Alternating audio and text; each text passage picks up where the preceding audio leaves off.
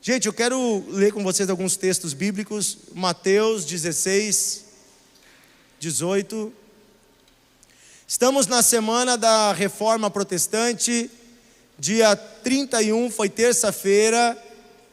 Completamos aí 506 anos do dia em que Martinho Lutero afixou na porta da igreja de Wittenberg as suas 95 teses, dando início a um grande movimento que gerou transformações radicais na igreja. A chamada Reforma Protestante é o que deu origem a todas as igrejas evangélicas que nós temos hoje. Martinho Lutero era um padre católico e ele não tinha intenção nenhuma de se desligar da igreja católica. Na verdade, só existia uma igreja naquela época, institucionalmente falando, e ele não tinha interesse nenhum em sair da igreja. Mas ele foi expulso por pregar a Bíblia. Os líderes daquela época não aceitaram o que ele estava pregando. E não apenas expulsaram, mas tentaram matá-lo. Por isso, começou uma ruptura radical. Não foi mais permitido que ele fosse um líder dentro da estrutura católica, porém, com o apoio do povo, ele continuou pregando e a sua igreja se tornou uma igreja independente. E depois, outros líderes de outras cidades assumiram as mesmas ideias e começou um movimento que gerou transformações grandes na igreja até os dias de hoje. O movimento que Lutero fez nada mais foi do que dizer o seguinte: a Bíblia vale mais do que qualquer palavra de homens. Basicamente o que ele disse foi isso, que não importa quem é o líder religioso, se é o Papa, se é o bispo, se é o arcebispo, se é um conjunto de bispos reunidos, não importa quem é o homem, se ele dizer algo que não está na Bíblia, ou que vai contra a Bíblia, isto não deve ser considerado verdade. Basicamente foi isso que Lutero disse, que toda a verdade já está revelada na Escritura, e que a única verdade de fé dos cristãos deve ser a Bíblia. O fato é que a igreja já estava vivendo um tempo de escuridão. Há muito tempo, as igrejas na Europa haviam se afastado de Deus, se afastado da palavra. Não podemos dizer que toda a igreja, porque falar de toda a igreja é uma coisa muito perigosa, mas muitos líderes, especialmente a cúpula da igreja, havia se afastado de Deus e buscava, através da religião, obter ganhos financeiros.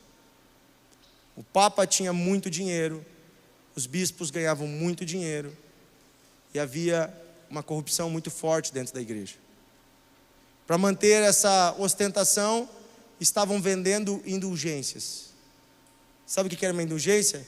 Era uma carta que dizia que você tinha os seus pecados perdoados se você pagasse uma taxa. Estavam vendendo o perdão dos pecados. Aquilo que Jesus conquistou de graça na cruz, estavam cobrando. Esse foi o auge de uma série de erros da igreja, que passou por fazer guerras, como as cruzadas, por perseguir os ditos infiéis, com a caça às bruxas, com caças a infiéis, a pessoas de outros credos, e uma série de coisas erradas que aconteceram durante o período medieval. O fato é que este homem se levantou, e o que ele fez nós chamamos hoje de uma reforma. Uma reforma não é destruir um prédio. Uma reforma é se dar conta de que o prédio ele é bom, mas ele está em uma situação precária. E que prédio é esse que ele estava reformando? Vamos ler Mateus 16, 18. Jesus disse a Pedro: eu também te digo que tu és Pedro, e sobre esta pedra eu edificarei a minha igreja, e as portas do inferno não prevalecerão contra ela. Repete comigo: Jesus edifica, constrói a sua igreja. Podemos dizer com mais força isso: Jesus constrói a sua igreja. Muito bem. E Jesus aqui ele vai dizer para Pedro: olha, tu és pedra. Cefas, que é o nome que Jesus deu para Pedro, significa pedra. E ele diz: olha, você é uma pedra e eu vou usar você para uma construção eterna. Vou colocar você como um dos alicerces de uma construção que eu estou fazendo. Depois Pedro mesmo nos diz que nós somos pedras vivas. Todos nós que cremos em Jesus fazemos parte de um edifício espiritual que Deus está construindo, que é a igreja, amém? Só que quando nós estamos construindo algo, e se nós pararmos a construção? Se nós deixarmos ela abandonada? O que acontece com a construção? Começa a se deteriorar. Além disso, imagina se o pedreiro começa colocando as pedras alinhadas, mas vem um outro e começa a colocá-las tortas. Naquela época, gente, não existia cimento. Sabe como é que era uma construção? Era pedra encostada em pedra. Então eles tinham que cortar as pedras do tamanho perfeito e todas se encaixavam perfeitamente. Se uma pedra fosse maior, ela não entrava no vão. Assim, quando Jesus diz para nós: você é uma pedra, eu vou usar você para minha construção. Imagina que ele está tirando você lá da pedreira, mas agora ele vai ter que alinhar a sua vida. Ele vai ter que cortar você e fazer com que você entre e se encaixe no propósito que é dele, no projeto que é dele, na obra que é dele. Mas teve gente tentando fazer a igreja do jeito deles. Vamos botar essa pedra assim, eu vou ser uma pedra maior. Fora do propósito de Deus. E aí Deus vem e intervém na história. Deus vem e intervém na história, porque a igreja é dele, a obra é dele, ele está construindo, ele é o construtor, e ele não permite que homens façam o que bem querem com a sua igreja. E aí Deus vem e intervém na história. É o que aconteceu no caso de Lutero, mas não foi o único caso. Por que isso acontece? Eu quero ler com você Jeremias capítulo 17, acho que a maioria aqui já conhece, versículo 9. A igreja, ela é construída por Cristo. Então ela é uma instituição divina nesse sentido. Mas ela é feita com qual matéria? Com seres humanos. Então ela é uma instituição feita por Deus, usando homens, mulheres, jovens, crianças, idosos. Nesse sentido, o que cabe a Deus, a igreja é perfeita, mas no que cabe aos homens, a igreja é imperfeita.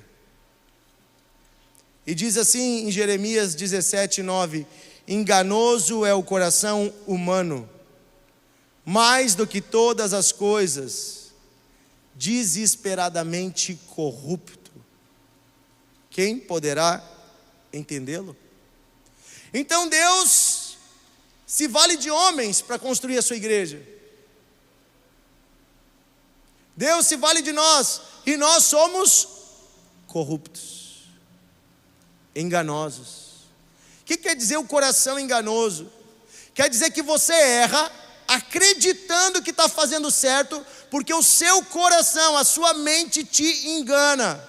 Você cria argumentos para justificar o seu mal, achando que o mal não é tão mal, porque você está se auto-justificando, e nisso você vai se corrompendo. A palavra corrupção é a mesma palavra na Bíblia para ferrugem. Então, imagine que você tem uma peça de ferro muito boa, mas deixa ela na chuva. Deixa um mês, deixa 2, deixa na maresia. Como é que ela vai estar daqui a alguns anos? Toda enferrujada. As melhores pontes do mundo têm que passar por reformas de tempos em tempos, porque a ferrugem naqueles ferros vai deteriorando. O coração do homem enferruja. Enferruja. Sabe que uma coisa que eu aprendi agora que eu sou um senhor casado, um pai de família, é fazer manutenção das coisas da minha casa. Eu comprei uma casa há 12 anos atrás, eu e minha esposa adquirimos uma casa, saímos do apartamento, e sabe que eu achava caro pagar condomínio. Eu dizia: meu Deus, estão me roubando R$180 por mês. Eu achava uma fortuna. Quando queimou o primeiro portão da minha casa, que custou R$1.000 para arrumar o motor, eu disse que o condomínio era barato. Só que uma casa tem um monte de coisa. Entre elas, uma casa tem grades. Olha que legal. Sabe o que acontece se você não limpar e não passar mais uma mão de tinta e não fizer uns consertinhos na grade? Daqui a 10 anos a grade cai. Porque a grade é feita de ferro e o ferro enferruja. Então, de tempos em tempos, eu tenho que colocar uma camada de uma proteção chamada tinta. A tinta nada mais é do que uma proteção, é um revestimento para que o ferro não entre em contato com o oxigênio é o mundo que cerca ele, porque o ferro em contato com o oxigênio, ele oxida. Vocês já estudaram isso? Na escola? Estudaram ou não estudaram isso aí? O ferro oxida. Então, eu preciso revestir o ferro, para que ele não se corrompa. Vocês lembram daquela passagem que Jesus diz: vocês serão revestidos de poder? Também ele diz: revesti-vos do novo homem. Deus tem para nós algo que nos impede de nos corrompermos, mas a tinta de tempos em tempos tem que ser passada nova, senão já era tua grade, já era tua casa. Eu paguei um senhor para limpar as calhas esse ano lá em casa. Eu não tive tempo de limpar calha, e uma coisa que casa tem é calha, tá? Quem está comprando casa, né, que nem o Raul construiu uma casa, vai olhar tuas calhas. Tu já olhou elas? Junta sujeira, gente, vocês não têm ideia. Eu tenho um monte de árvore perto de casa. Daí o senhor esse estava limpando as calhas, ele disse que um dia limpava tudo, levou 3. Eu fiquei meio brabo, né, que tinha que pagar, né? A brincadeira, é por dia. Daí eu disse: mas por que o senhor levou 3 dias? Daí ele disse: as tuas calhas estavam furando, de tanta ferrugem dentro. As folhas se acumulam, ela é feita de ferro, ela enferruja, eu tive que tirar, eu tive que passar uma tinta, um produto. Daí eu disse: glória a Deus pela tua vida. É muito mais barato pagar 2 dias a mais de serviço do que pagar uma calha nova. Mas essa é a ação de Deus, porque o nosso coração, ele é corruptível. Você vai entender o que eu estou falando. Você tem um encontro com Deus, você entregou sua vida a Jesus, você está feliz na presença de Deus, ou você ouve o louvor, a presença de Deus te toca. Não é que a presença de Deus te toca, você se deixa tocar pela presença de Deus, você ouve Deus. Mas aí passa uma semana, passa um mês, passa 2, passa 3, já não dá mais tanta vontade de ir no culto. O Netflix me chama mais atenção. Aqueles antigos amigos já não são mais tão ruins assim, sabe? Eu acho que beber um pouquinho não vai dar nada. E você começa a fazer concessões pequenas. Não, mas eu continuo com Jesus porque eu vou na igreja. Não, esse mês eu não consegui ir, mas a minha mãe trouxe para mim a ceia. Delivery? E aí, não, eu não consegui ir, mas agora eu mandei o dízimo pelo Pix, né? Mas não. E aí você vai dando concessões, e você vai se corrompendo, devagarinho, você vai esfriando, não do dia para a noite assim, tipo 100 graus para 0 graus, 99, 98, 97, mas 95 graus ainda é quente, mas não ferve a água. 94, 93, e aí você vai baixando. Não, mas 80 tá bom, porque a maioria das pessoas estão a 0, né? Então 80 tá tri. Não, mas 70 também, estou acima da média, até passa de ano, né? Sabe o que eu digo para os meus alunos que dizem: senhor, estou na média? Eu disse: então tu é um medíocre. Quem vive na média é o quê? Medíocre. Temos que viver acima da média. 50, não, 50, no exame final ainda passa. 49, não falta muito, eu recupero. E aí quando você vê, você está bem longe. Eu digo isso porque aconteceu comigo na minha adolescência. Num ano eu estava andando nas nuvens com Deus. 3 anos depois eu estava andando no fundo do poço. Não foi do dia para a noite. Foi uma concessão, outra concessão. Foi uma ferrugem, outra ferrugem, outra ferrugem. E eu fui deixando meu coração se enferrujar, meu coração se corromper. Nós somos corruptíveis. Quando você olha a história da igreja, você vê um ciclo de coisas que acontecem de tempos em tempos. E esse ciclo reflete muito bem a natureza do homem. Primeiro, nós temos um encontro com Deus. Depois a gente começa a se corromper devagarinho, devagarinho. Quando vê, a gente está dormindo espiritualmente. Efésios 5,14, a palavra de Deus nos diz: desperta, ó tu que dormes, levanta-te de entre os mortos, e Cristo resplandecerá sobre ti. Desperta, ó tu que dormes. O sono espiritual diante de Deus é a mesma coisa que morte espiritual. Sono não é só um descanso. Estou tirando umas férias de Deus. Não, sono é morte. Cristo resplandecerá sobre ti. Levanta, sai de entre os mortos. E aí nós estamos no pecado, estamos mortos, estamos dormindo. Porém Deus é bondoso. E Deus não desiste de nós. E aí Ele vem como sábio construtor reformar a casa que está em ruínas. A casa que eu comprei há 12 anos atrás, eu, minha esposa, quando nós compramos ela estava bem atiradinha, né, Thaís? A casa estava bem atiradinha. O antigo dono queria vender ela já há uns 5 anos. Ele ficou uns 5 anos sem fazer nenhuma manutenção. Sem pintar.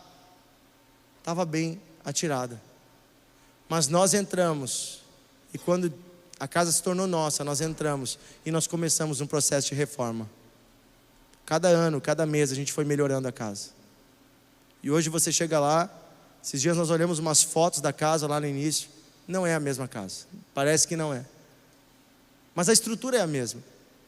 Só que ela foi reformada. Esse é um processo que Deus faz.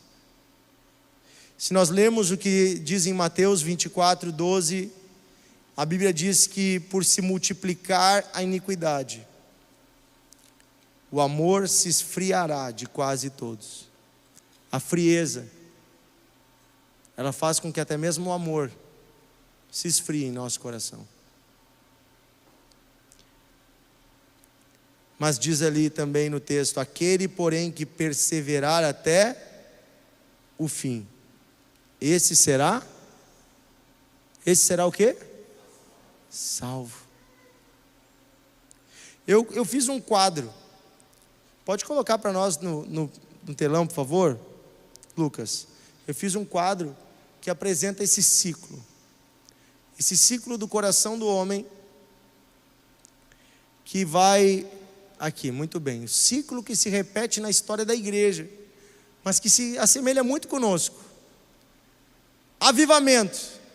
Quando você se entregou ao Senhor, você se arrependeu. Aí nós temos comunhão com Deus, estamos no fluir do Espírito. Eu estou bem, eu estou lá em cima. Depois começa um ciclo de esfriamento, acomodação, repetição. Eu vou no culto, sabe por quê? Porque eu tenho que ir no culto. Eu tomo a ceia, por quê? Porque todo primeiro final de semana do mês a gente toma a ceia. Por que tu canta essa música? Porque todo mundo canta. Estou repetindo, mas eu não sei mais, não tem mais sentido para mim. Depois, pecado. Depois do esfriamento vem o pecado. Maldade, impureza, heresias que são mentiras contra a verdade de Deus. Você começa a aceitar argumentos que não são de Deus. Conflitos, brigas. Isso aconteceu na igreja também. A igreja estava bem andando com Cristo. Daqui a pouco a igreja começa a se esfriar, se acomodar. Daqui a pouco a igreja começa a cair em pecado. Isso acontece, gente, não só na história da igreja, falando assim em séculos, acontece em comunidades, em igrejas locais. Tem igrejas que começam muito bem, e daqui a pouco vão decaindo, vão esfriando, vão se acomodando, e daqui a pouco está no pecado. E aí tem a graça de Deus, que vem através do que eu chamei de reforma. A reforma é o chamado profético de Deus ao arrependimento. É uma palavra de disciplina e de correção. Deus levanta homens e mulheres com coragem para dizer no meio de uma geração corrupta: ei, existe um Salvador. Ei, voltem ao Senhor, voltem-se à graça, voltem-se e arrependam-se dos seus pecados. A reforma é disciplina, é correção, é Deus chamando a atenção do homem para retornar aos fundamentos. Retornar a Ele. E aí então nós voltamos para o ciclo. Bota de novo lá. Se nós aceitamos isso, nós voltamos para o avivamento. Por isso, depois das reformas, sempre volta novamente. Pode colocar no telão para nós de novo aquele quadrinho, mais um minuto. Depois que passamos por todo aquele ciclo, começa um novo ciclo, onde nós temos novamente acesso a um avivamento. E às vezes avivamento a gente acha, gente, que é só tipo um manifestar público do Espírito Santo. Avivamento é quando a vida de Deus está viva em nós. Avivamento é quando a chama de Deus está queimando no nosso coração. É quando eu estou em comunhão com o Espírito Santo. Isso é avivamento. Nós vivemos um avivamento hoje. Muitos cristãos estão vivendo isso. Uma fé viva, uma fé real. Por isso que o avivamento não é uma coisa linear. Toda a igreja está em avivamento. Não, Deus vai avivando a sua igreja conforme os cristãos ouvem a palavra e aceitam a palavra. Lutero fez um trabalho, mas eu quero citar alguns outros homens, porque de tempos em tempos Deus levanta reformadores. Eu fiz uma lista de alguns homens que Deus usou na história, além de Lutero, lá desde o início da história da igreja. Por exemplo, Paulo de Tarso. Paulo de Tarso foi, aí eu coloquei, ele reformou a igreja da sua época. Vocês vão lembrar que os judeus, inclusive Pedro, estavam excluindo os não-judeus. Paulo chama eles e corrige eles e diz: ei, vocês estão se afastando da graça e vocês estão retornando aos rudimentos. Se você lê em Atos, você vai ver o primeiro concílio, a primeira reunião da igreja, onde Paulo chama a atenção dos outros, porque estavam começando a desprezar os não-judeus, achando que só quem era circuncidado tinha acesso à graça de Deus. E ali ele vai dizer: não, Deus amou a todos, Jesus morreu por todos, judeus e não judeus. Ele vai fazer uma reforma na igreja. Ele vai dizer que o não judeu tem o mesmo acesso, a mesma unção, o mesmo direito que o judeu. E ele vai tornar o evangelho uma coisa universal. Ele vai pregar em Roma, ele vai pregar no mundo todo. Ele vai impor as mãos e pessoas de todos os povos receberão o Espírito Santo. Depois nós temos Policarpo, também foi um grande homem de Deus. Viveu no século II e reformou na sua época também. Numa época de perseguição, muitos cristãos estavam negando a Cristo. E ele, com 80 e poucos anos de idade, aceitou morrer queimado numa fogueira, para não negar a Cristo. Ele mostrou que era melhor morrer por Cristo do que entregar-se a uma vida longa sem Ele. E ele levou a igreja da sua época toda ao arrependimento, através do exemplo de Policarpo, que aceitou morrer para não negar a sua fé. Cristãos do mundo todo começaram a tomar essa atitude também, de não negar o Evangelho. Nós temos Agostinho de Hipona, foi um grande homem também. No século IV a igreja estava esfriando e Agostinho começou a pregar sobre a graça de Deus. A igreja estava dizendo que podia de alguma forma, por meio de méritos ou de leis, agradar a Deus. E Agostinho vem e lembra a igreja que é unicamente pela graça que Deus nos salva. Que nenhum de nós merece, que somos todos pecadores. E ele mesmo era um grande pecador. Ele tinha engravidado uma menina quando ele tinha 17 anos de idade. Vivia uma vida promíscua. Era cheio de conhecimento e extremamente infeliz. E aos 35 anos de idade conhece Jesus. Por meio de uma criança. Numa praça. Ele vai ler a Bíblia e ele encontra todas as respostas que ele procurava. E ele começa a pregar Jesus. Ele era filósofo. Ele abandona todas as suas crenças e ele começa a pregar Jesus. Através de Agostinho, toda a geração dele se converte. E depois muitos outros homens eu poderia citar, mas eu quero pular lá para o século XII. Pedro Valdo foi um grande homem também, era um comerciante. Um dia, sem querer, ele comprou uma Bíblia. Numa época que ninguém lia a Bíblia. Ele começou a ler a Bíblia, ele foi transformado por ela. E ele vendeu seu barco, vendeu tudo que tinha e começou a ir de cidade em cidade lendo o Evangelho para as pessoas. Ele lia a Bíblia nas praças e por isso ele foi condenado à morte e viveu a vida toda perseguido. Um dia a igreja oficial mandou matar todos os seguidores de Pedro Valdo e teve que matar 10.000 homens e não conseguiu terminar com seus seguidores. 10.000 morreram. E disse que o grupo dos valdenses já era mais de 100.000 pessoas na Europa. Nós temos também Francisco de Assis, lá no século XIII, 1200 e poucos, numa época em que a liderança da igreja era rica, amava o dinheiro.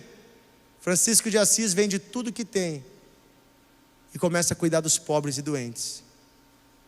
Ele reformou a igreja pelo amor. Ele reformou a igreja pregando aos pobres. Um dia ele foi pedir ao Papa o direito de pregar o Evangelho. E ele estava todo sujo, suado, porque ele era um homem simples. E o Papa disse: do jeito que estás vestido, deverias ir ter com os porcos, pois são teus parentes. Ele abaixou a cabeça e saiu. Sabe o que ele fez? Ele ficou uma semana dormindo num chiqueiro junto com os porcos. Uma semana depois ele volta diante do Papa Urbano II, todo sujo, mais sujo ainda. E ele diz: Senhor, eu fiz o que o Senhor me pediu, agora eu peço que o Senhor faça o que eu lhe pedi. Deixe eu pregar aos pobres. E ele ganhou autorização. E ele pôde pregar por toda a Europa e por o mundo todo. Pregar o Evangelho de Jesus Cristo aos pobres. E aí nós vemos muitos outros homens que na sua época, como John Wycliffe, sacudiu a Inglaterra com a sua reforma de retorno às Escrituras no século XIV. Depois nós vamos ter Lutero, Calvino, mas nós vamos ter também João Wesley, no século XVIII, que começou um movimento de oração na sua faculdade, e através desse movimento de santidade, milhões de pessoas se converteram a Jesus Cristo. Criou um movimento de santidade que depois virou chamado de metodismo. A igreja que ele participava não mais aceitou o seu movimento e ele acabou fundando uma igreja que existe no mundo todo. Dwight Moody foi outro reformador, esse aqui no século XIX, 1800 e poucos, reformou a igreja do século XIX, pregando arrependimento, santidade e as verdades bíblicas. Ele viveu na Inglaterra, mas pregou muito nos Estados Unidos, e começou um movimento em escolas e universidades. E aí nós vamos ter no início do século XX, numa pequena casa, lá no subúrbio de Los Angeles, um homem negro chamado William Seymour. Esse eu não fiz slide, pois eu volto. William Seymour, um homem negro que só tinha um olho, tinha perdido o outro, já tinha 40 e poucos anos de idade, era um pastor batista, pobre. Ele ouviu falar que Deus batizava com o Espírito Santo e ele acreditou nisso, numa época em que ninguém acreditava. E ele começou a pregar o batismo com o Espírito Santo dentro das casas, e nem ele mesmo tinha sido batizado. E numa noite, numa casa, uma mulher foi batizada com o Espírito Santo. E ela começou a falar numa língua que ninguém entendia, e ela mesma não sabia nem cantar e nem tocar, mas ela sentou no piano e cantou e tocou a noite toda canções que ela mesma não sabia cantar, e tocou perfeitamente.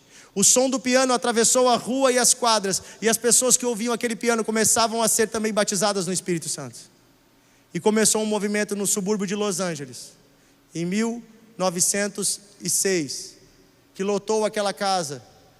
O piso da casa caiu de tanta gente, e eles tiveram que alugar um prédiozinho na rua Azusa, uma antiga igreja que tinha queimado, e ali começou um movimento numa igrejinha que cabia 120 pessoas, reuniam-se mais de 1000 pessoas por noite.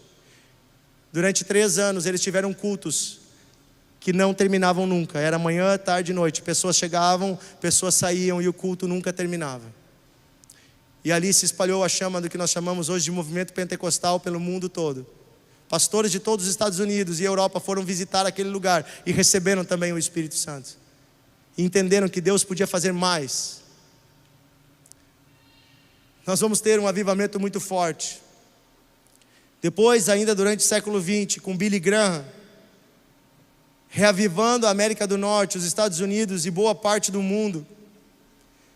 Nos anos 60, os Estados Unidos estavam presos numa frieza espiritual, e Billy Graham prega arrependimento, e ele vai levar multidões ao arrependimento.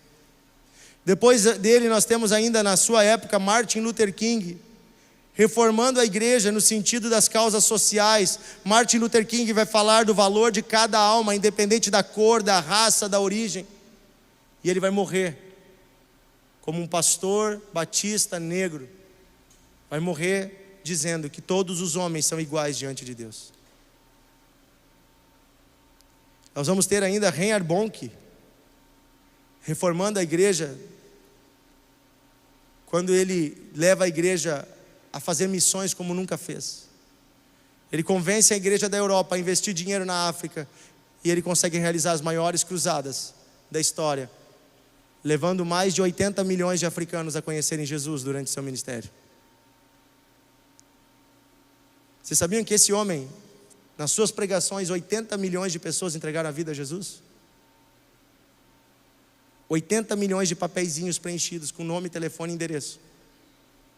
Não foi só dizer, 80 milhões. Teve uma cruzada no Quênia que 6 milhões de pessoas se converteram. Por isso, quando Jesus disse que obras maiores farás, certamente a maior pregação de Jesus teve 12 mil pessoas, e foi no dia que ele multiplicou pães e peixes. Mas os discípulos pregaram para milhões e milhões e milhões, porque obras maiores farás é para nós. Amém? Eu estou passeando com você pela história da igreja, e em cada localidade Deus usa homens, Deus usa mulheres, Deus usa pessoas para reavivar a igreja na sua localidade, na sua cidade, no seu bairro, no seu estado. Aqui no estado nós temos uma pessoa que foi usada por Deus para reavivar a igreja, para reformar a igreja, que é o pastor Isaías Figueiró, que nos anos 80, quando a igreja estava bem acomodada, o pastor Isaías foi usado por Deus para lembrar a igreja que existiam perdidos, existiam pessoas nas trevas, existiam pessoas morrendo, indo para o inferno. E ele convenceu a igreja a começar um grande movimento de evangelização. E nós temos hoje aí, até hoje, a cultura das tendas, das evangelizações. De tempos em tempos, Deus levanta homens e mulheres para lembrar a igreja quem ela é,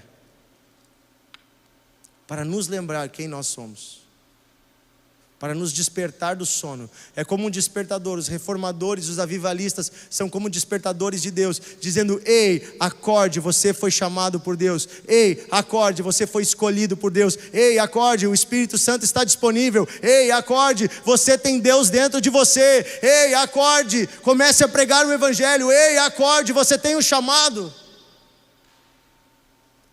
Isso continua nos chamando hoje. De tempos em tempos, Deus levanta uma reforma, uma transformação. Por isso, quando nós falamos que estamos em reforma, nós não estamos falando lá da reforma de 1517, de Martinho Lutero. Nós estamos falando de uma reforma que Deus quer fazer hoje no teu coração e no meu coração. Porque Deus tem mais para você e para mim. Mas a nossa natureza quer congelar o que Deus já fez no passado e dizer, tá bom, tá satisfatório, tá legal. Mas Deus olha para você e para mim e diz, eu tenho mais, eu tenho mais, eu tenho mais. Vou convidar o irmão que está tocando piano hoje, acho que é o Bael, né? 2 Timóteo 1, versículo 6, eu quero ler esse texto, você pode abrir na sua Bíblia. Com esse texto nós vamos encerrar essa palavra, nós temos depois a Santa Ceia.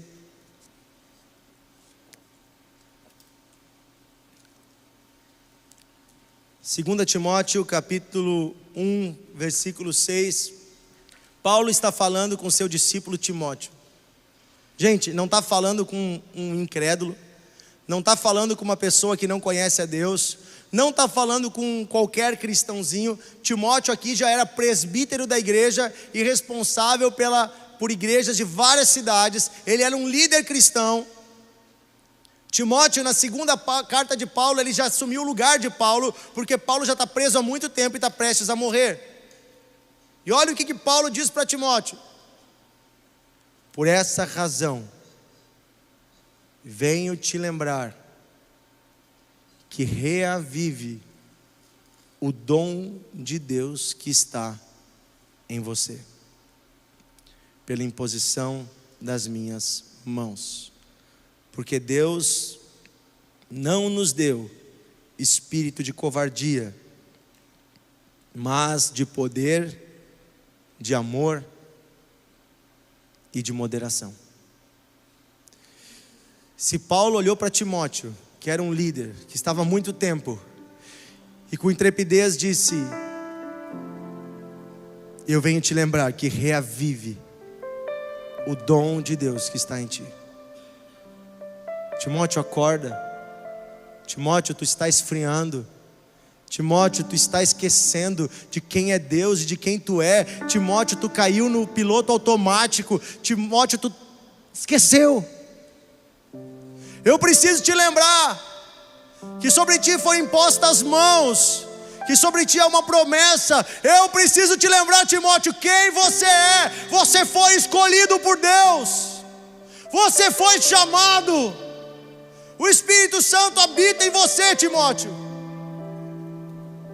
Essa noite eu olho para jovens, para homens, mulheres, irmãos e irmãs, sobre quem eu sei que também repousa o Espírito Santo, sobre quem eu sei que também repousa a mesma graça. O mesmo Deus que habitava em Timóteo habita em você. Em você, cara. Em você, irmão. Em você, minha irmã. O mesmo Espírito que habitava em Timóteo habita em você. O mesmo Deus que agia por meio de Timóteo, Ele age por meio de você. Ele está disponível. E esta noite Deus está te sacudindo e dizendo: ei, deixa eu reformar o que é necessário. Deixa eu consertar essa casa. Ela vai ficar nova em folha. Deixa eu terminar minha obra. Deixa eu continuar o meu trabalho. Eu não quero parar. Eu estou trabalhando na tua vida. Deixa eu trabalhar. Porque eu tenho coisas boas para você. Porque eu tenho um futuro bom para você. Porque eu tenho sonhos para a tua vida e para fazer através da tua vida.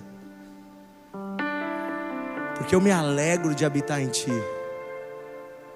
Mas os meus sonhos não vão se cumprir se você não deixar. Se você não deixar eu transformar, você apenas vai ser um homem carnal, uma mulher carnal, que tem uma teoria na cabeça sobre Deus. Mas se você deixar eu entrar e transformar tudo, você vai ser um homem espiritual, uma mulher espiritual, que está em comunhão comigo e sendo transformado e andando comigo. Deus chama você a dar um passo a mais essa noite. Deus chama você a dar um passo adiante. O diabo fica mentindo no nosso ouvido, dizendo que está bom, dizendo que os feitos do passado bastam, dizendo que chega, que você alcançou o auge ou que você não merece. Mas há uma voz do Espírito no nosso interior dizendo: eu tenho mais. Eu tenho mais. Eu tenho mais, porque a fonte é inesgotável. Oh, a fonte é inesgotável. Esses homens que eu li aqui, a história deles é muito incrível, porque eles guardaram o testemunho por toda a vida. Esses homens que eu li aqui, alguns deles não começaram bem a sua vida, mas eles terminaram bem a sua vida.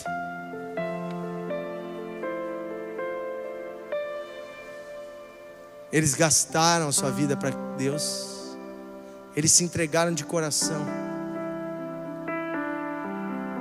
Eles disseram: Senhor, pode transformar.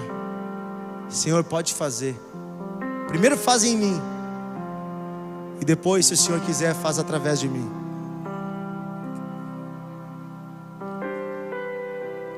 O problema hoje em dia na igreja é que muitas vezes a gente só quer que Deus faça através de nós. A gente só quer ver o que Deus vai fazer através de nós. Mas primeiro Deus quer fazer em nós. Em nós. O Espírito Santo está disponível. Deus está disponível. Mas exige entrega. Eu quero terminar com uma figura. Vocês lembram que uma vez Jesus disse para aquele jovem rico que se ele largasse tudo que tinha, ele poderia entrar no reino de Deus. Jesus não falou isso para mais ninguém, só para aquele jovem. Vai, vende tudo que tu tem, tudo, dá aos pobres, e então tu terá um lugar no céu. Depois vem e me segue. Jesus estava testando o coração dele, porque Jesus sabia que ele amava o conforto, que ele amava o dinheiro, que ele amava as coisas que ele tinha.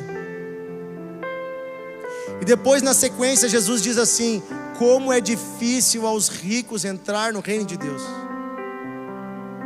Ele disse: é tão difícil quanto um camelo passar pelo buraco de uma agulha. E aí os discípulos disseram: mas então quem poderá entrar? E ele disse: é difícil, mas não é impossível, pois para Deus tudo é possível.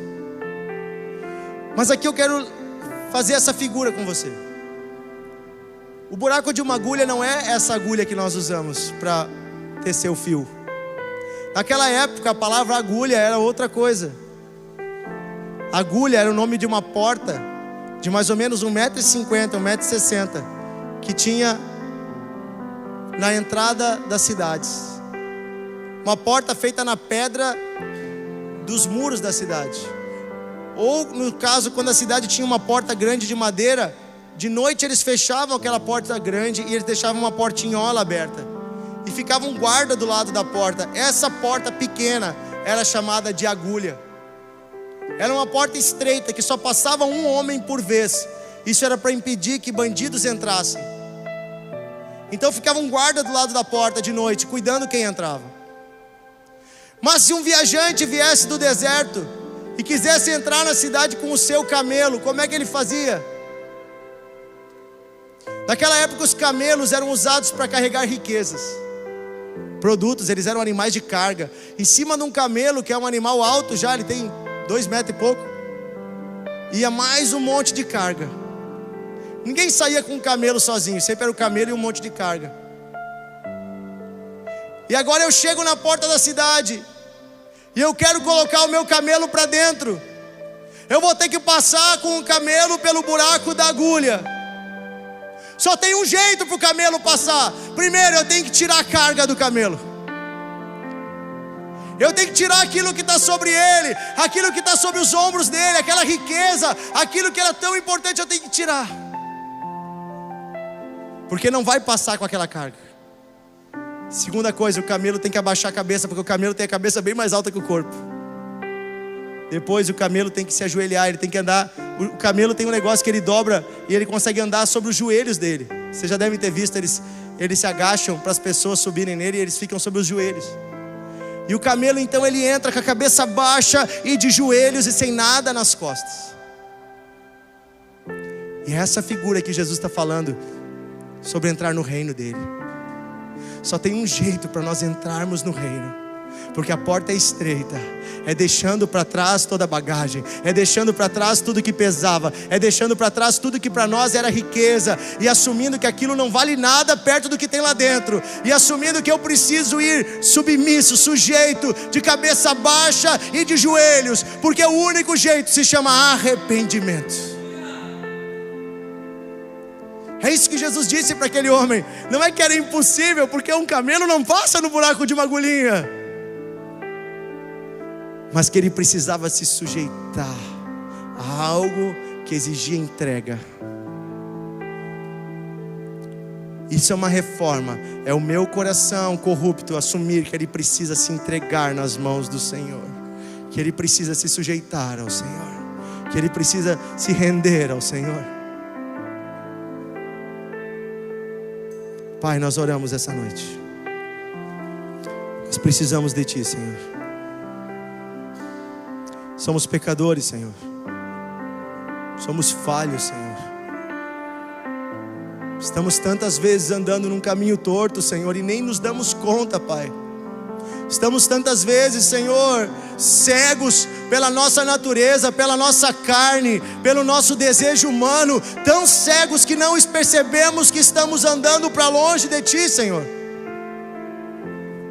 Senhor, essa noite, obrigado, porque o Senhor está nos despertando, está nos acordando, nos tirando do piloto automático. Senhor, nós pedimos, realize uma reforma em nossa vida, realize uma reforma no nosso coração, Senhor, realize uma reforma na nossa mente, Senhor, realize uma reforma na nossa alma, Senhor. Nós não queremos mais agir como agíamos, não queremos mais pensar como pensávamos. Nos humilhamos como aquele camelo se humilha para passar na porta. Nos humilhamos diante de Ti, Senhor. Somos pecadores, mas estamos diante de um Deus bondoso e misericordioso. Somos pecadores, mas estamos diante do sangue de Jesus que foi derramado por nós. Nos humilhamos, Pai, diante de Ti e dizemos: vem e reforma o que for necessário. Vem, Paizinho, e transforma os nossos corações. Vem, Senhor, e muda-nos. Nós queremos hoje sujeitar o nosso coração a Ti. Nós queremos hoje, Senhor, dizer: pode completar a Tua obra, Senhor. Por favor, completa a Tua obra, Senhor. Nós precisamos de Ti, Senhor. Nós precisamos de Ti, Senhor. Deus está aqui. Deus está aqui. Deus está aqui. Deus está aqui. O Espírito Santo está se movendo. O Espírito Santo está se movendo.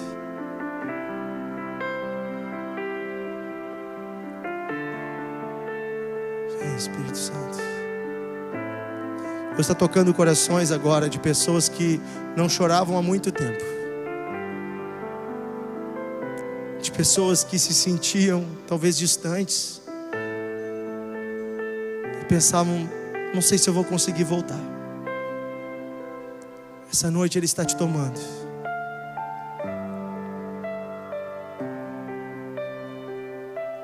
Essa noite Ele está dizendo: sim, filho, eu te ajudo a ser transformado. Sou eu que faço a reforma, mas você tem que deixar. Se você sente que precisa de uma reforma de Deus, se você quer entregar-se ao Senhor, se você quer se sujeitar a Deus de todo o coração, eu convido você a ficar em pé onde você está.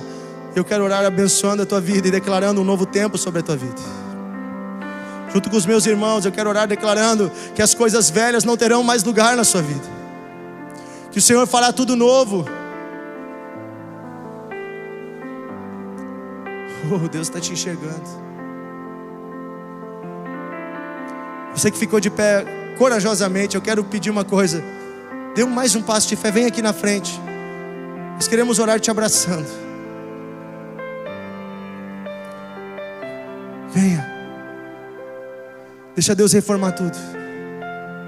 Deixa Deus transformar tudo. Sujeite o seu ego, seus pensamentos.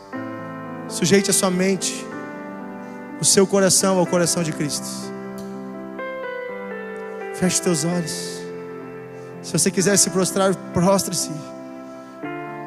Você está diante de Jesus, não de mim. Você está diante de Jesus, e Ele te chamou aqui para te dar vida nova. Ele te chamou aqui para transformar tudo. Põe a mão no teu coração. Diga assim comigo: querido Jesus, eu te peço, reforma a minha vida, transforma a minha vida. O Senhor tem liberdade para mudar todas as coisas, para fazer tudo novo, para fazer todas as coisas novas. O Senhor tem liberdade para tocar o meu coração, para tirar de mim todo o peso, tudo aquilo que antes eu considerava precioso, tudo aquilo que antes era valioso, eu entrego em tuas mãos. A partir de hoje, eu pertenço a ti, e eu recebo a vida que vem de ti. Eu recebo o amor que vem de ti. Eu recebo o perdão. Diga assim: eu recebo o teu Espírito. Reaviva em mim, Senhor, a tua chama, o teu amor, Senhor. Diga assim: eu me arrependo, e eu não quero andar na frieza, no sono. Eu não quero andar como eu andava antes.